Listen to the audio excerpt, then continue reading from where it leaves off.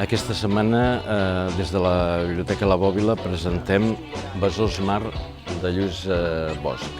Novel·la negra amb tocs fantàstics, també és un gran recreador d'atmosferes. La història passa el 2003, poc abans de la inauguració del Fòrum de les Cultures,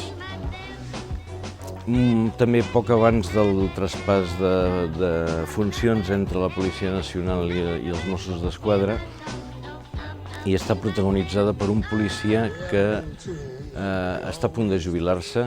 El seu somni és tornar amb la seva dona a Villanueva de la Serena i li encarreguen un cas que passa, troben un mort crucificat a la platja del Poblenou, i a partir d'aquí van sortint coses del passat.